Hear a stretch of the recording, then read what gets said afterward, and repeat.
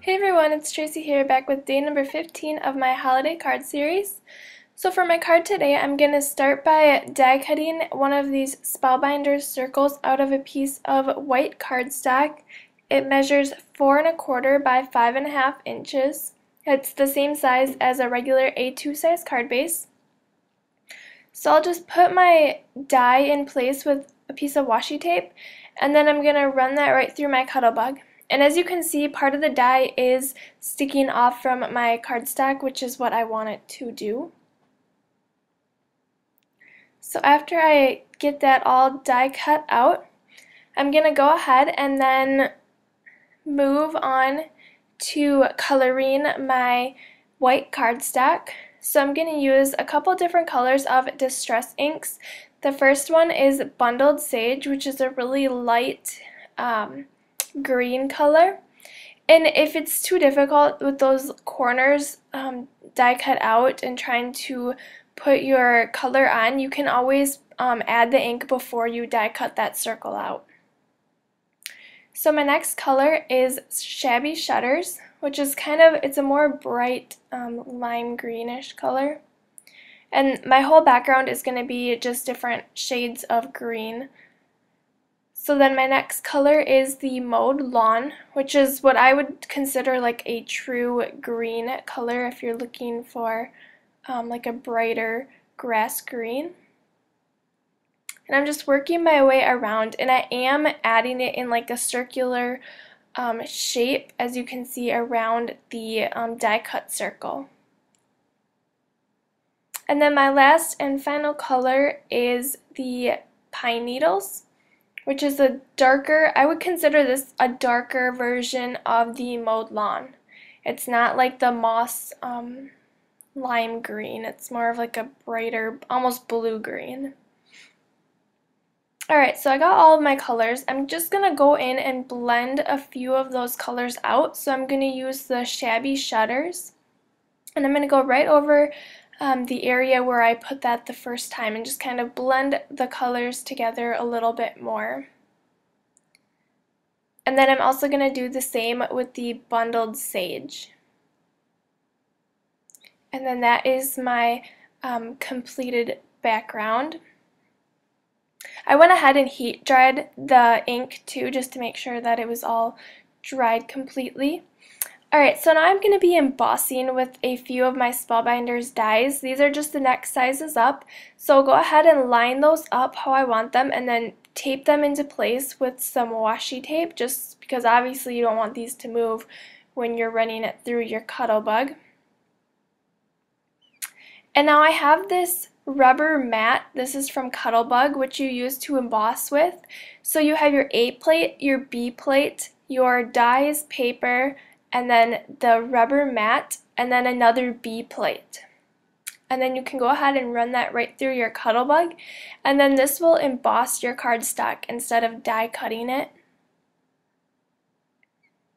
So you can see I'll just take those dies right off, and they come right off from my cardstock, and then I have that which is embossed. So now I'm going to take a few water droplets. I'm going to take my water bottle and then flick some water onto my distress background, and even though I dried it, by doing this it's still going to add the little water droplets. You'll be able to see that in the end.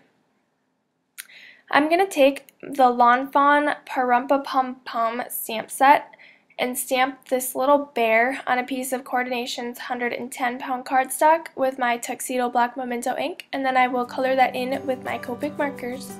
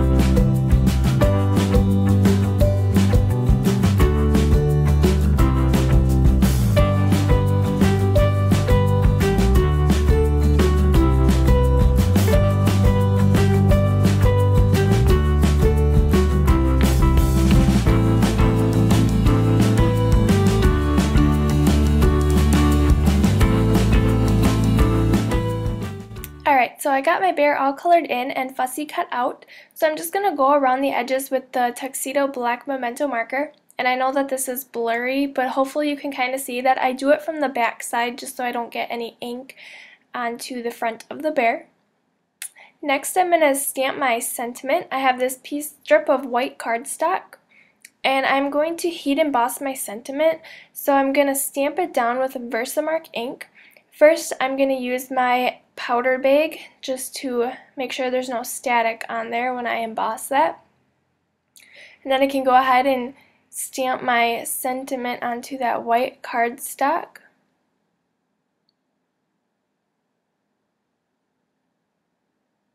And I'm doing it more towards the right side because I'm going to cut a little banner into the left side.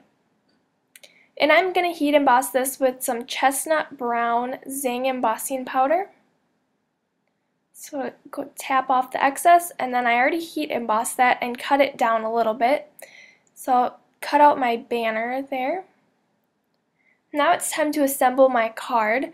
So I'm going to start by adhering down my background with my ATG gun.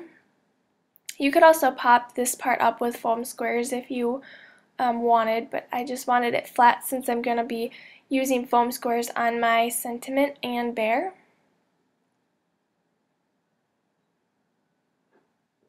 And then I always line this up with one of the corners just because sometimes my card base isn't the same size. So you can see there's a little bit of white, so I went ahead and trimmed that off. And then I'm going to use my Best Creation 3D foam squares on the back of the sentiment strip and the little teddy bear. And then once you have the backs removed, you can go ahead and adhere those right down onto your card base. So I'll place the sentiment down first and then put the bear right above that. Alright, and then one last step, I'm going to add a few sequins to the card. I have red and a darker green color. And I'll just kind of randomly scatter those onto the card front around the circle. And then I'm going to use my multi-matte medium to adhere those into place. I didn't think I had any of this, but I actually found it, so sometimes I guess you just gotta look for your supplies because they're hiding. Alright, and then in the top left-hand corner, I'm going to use my 1/2 inch We Are Memory Keepers corner chomper just to round that corner. And then that is my finished card for today. Thank you so much for watching. Don't forget to subscribe and give this video a thumbs up if you enjoyed it, and I will see you back here next time. Bye!